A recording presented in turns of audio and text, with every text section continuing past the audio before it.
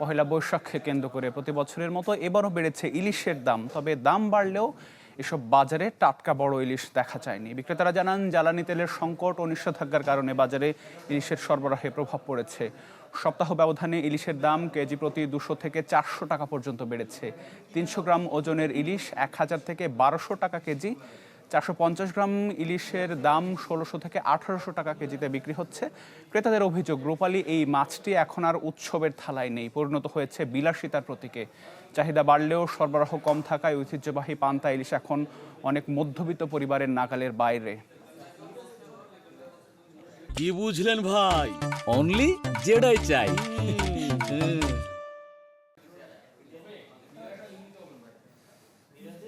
রাজধানীর বাইরে ইলিশের যোগান এবং দামের পরিস্থিতি জানবো। বরগুনা থেকে আমাদের সহকর্মী আবু জাফর সালে আমাদের সাথে যুক্ত হচ্ছেন। সালে, বরগুনার বাজারগুলোতে ইলিশের দাম কেমন দেখছেন এবং সে সাথে একটু জানতে চাই আপনার কাছে বাজারে সরবরাহ কেমন রয়েছে?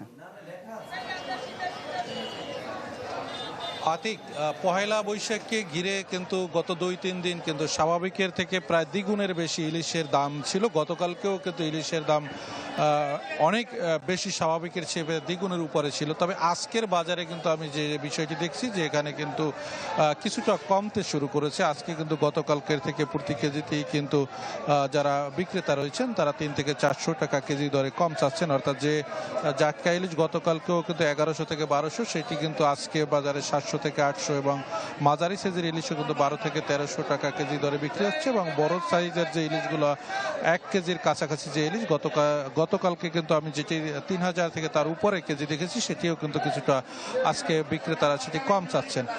অর্থাৎ হচ্ছে যে আসলে পয়লা বৈশাখকে ঘিরেই কিন্তু ইলিশের যে আসলে যে দাম বা সেটিকে কিন্তু বাজারের যে ঊর্ধ্বগতি সেটিকে কিন্তু উৎসবকে, যেটি আপনি বলছিলেন যে এটিকে উৎসবকে কেন্দ্র করে কিন্তু ইলিশের যে দামটি ওঠে। এবং আসলে চাহিদার যেটি হচ্ছে যে বিক্রেতা এবং যারা মৎস্যজীবী রয়েছেন তাদের সাথে আমার কথা হয়েছে, তারা যে বিষয়টি বলছেন যে আসলে ইলিশের যে পরিমাণ চাহিদা কিন্তু আসলে বাজারে কিন্তু এবং সেই পরিমাণ ইলিশ নেই এবং জেলেদের জালেও কিন্তু আসলে সে পরিমাণ ইলিশ ধরা পড়ছে না।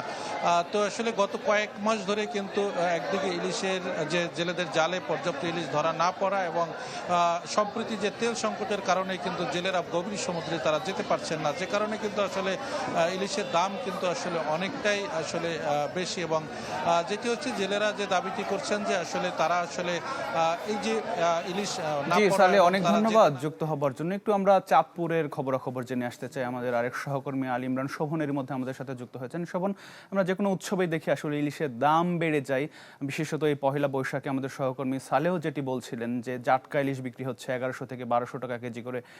চাঁদপুরের পরিস্থিতি কেমন দেখছেন আপনি?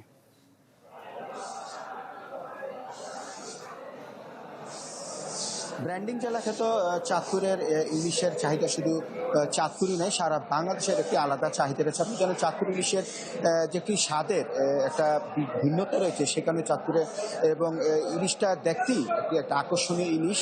এটি সারা বছরের চাহিদার পাশাপাশি নববর্ষকে ঘিরে এটির চাহিদাটা আরও বেশ কয়েক গুণ বেড়ে যায়। আপনি জানেন চাঁদপুরের বর্তমানে ইলিশ অবস্থানকালীন চাঁদপুরের পদ্মা, মেঘনা নদী সহ সারা চাঁদপুর জেলায় ইলিশ ক্রয় বিক্রয় এবং নদীতে মাছ ধরা নিষিদ্ধ রয়েছে। এরপরও যেহেতু এই সময় ইলিশের বেশি চাহিদা থাকে এবং অধিক দাম পাওয়া যায়, কিছু অসাধু জেলে পয়লা বৈশাখ ঘিরে চাঁদপুরের প্রশাসনের লোকজনকে অগোচরে তারা মাছ ধরে তারা বিক্রি করছে। আমি এই মুহূর্তে রয়েছি চাঁদপুর জেলার যে বৃহৎ যে মৎস্য আড়ত রয়েছে চাঁদপুর শহরের বড় স্টেশন এলাকায়। আমি দেখতে পাচ্ছেন পয়লা বৈশাখ ঘিরে এই মৎস্য আড়তটি বেশ সরগরম।